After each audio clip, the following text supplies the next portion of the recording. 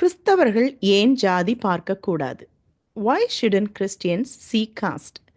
இன்றைய இந்திய கிறிஸ்தவர்கள் மத்தியில் மிக அதிகமாக கேட்கப்படும் கேள்விகளில் ஒன்று இது.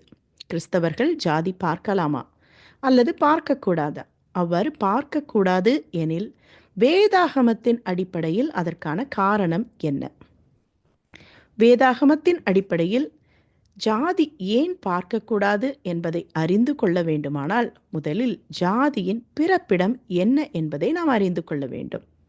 நீங்கள் சாதாரணமாக கூகுளில் சென்று what is the origin of Indian caste system என டைப் செய்வீர்களே யானில் இந்த பதிலை நீங்கள் தெளிவாக அறிந்து கொள்ளலாம்.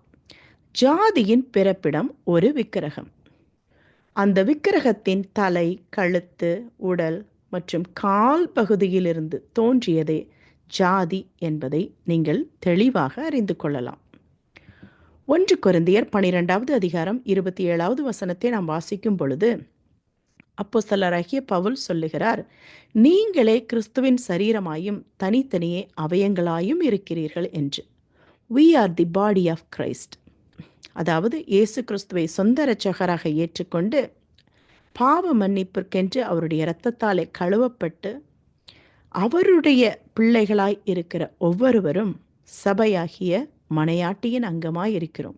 எனவேதான் பவுல் சொல்லுகிறார், நீங்களே கிறிஸ்துவின் சரீரமாயும் தனித்தனியே அவயங்களாயும் இருக்கிறீர்கள் என்று.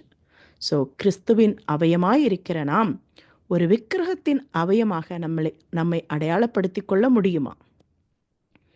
அது மட்டுமல்ல, கொலோசியர் 1வது அதிகாரம் 18வது வசனத்தை நாம் வாசிக்கும் பொழுது, அவரே சபையாகிய சரீரத்துக்கு தலையானவர், எல்லாவற்றிலும் முதல்வராயிருக்கும்படி அவரே ஆதியும் மரித்தோரிலிருந்து எழுந்த முதற் பேருமானவர் என்று வாசிக்கிறோம். எனவே இயேசு கிறிஸ்துவின் சரீரமாயும் அங்கமாயும் மனையாட்டியாகிய சபையாயும் இருக்கிற நாம் ஜாதி பார்த்து ஒரு விக்கிரகத்தின் அங்கமாக அடையாளப்படுத்தி கொள்ளும்போது கிறிஸ்துவின் வருகையில் எடுத்துக்கொள்ளப்படுவது எப்படி? ஜாதி பார்த்து உயிரற்ற ஒரு விக்கிரகத்தின் அங்கமாக தங்களை அடையாளப்படுத்திக் கொள்பவர்கள் தங்களை கிறிஸ்தவர்கள், அதாவது கிறிஸ்துவினுடையவர்கள் என்று கூறிக்கொள்வதும் எப்படி?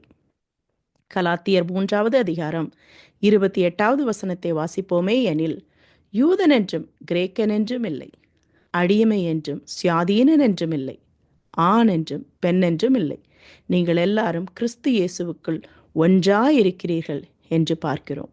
புறஜாதி மார்க்கத்திலிருந்து, இருளின் ஆதிக்கத்திலிருந்து நம்மை பிரித்தெடுத்து ஒளியின் பிள்ளைகளாக தம்முடைய சொந்த இரத்தத்தை கொடுத்து மீட்டு கொண்ட கிறிஸ்துவுக்குள் நாம் எல்லாரும் ஒன்றாயிருக்கிறோம்.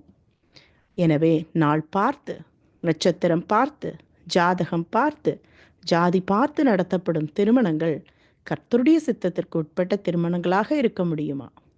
திருமண காரியத்தில் மட்டுமல்ல, வாழ்க்கையின் எல்லா காரியத்திலும் ஜாதி பார்க்காமல் விக்கிரக ஆராதனையை மறைமுகமாகவோ நேரடியாகவோ செய்யாமல் கர்த்தருக்கு பயந்து வாழ வேண்டியது அவர் சொந்த இரத்தத்தை கொடுத்து மீட்டுக்கொண்ட ஒவ்வொரு கிறிஸ்தவரின் கடமை.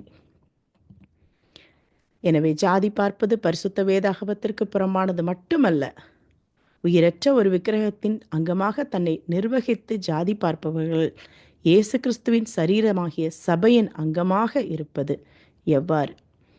ஆகையால் எனக்கு பிரியமானவர்களே, விக்கிரக ஆராதனைக்கு விலகி ஓடுங்கள் என்று 1 கொரிந்தியர் 10:14 சொல்லப்பட்டபடி ஜாதி என்கிற விக்கிரக ஆராதனைக்கு விலகி ஓடுவோமாக.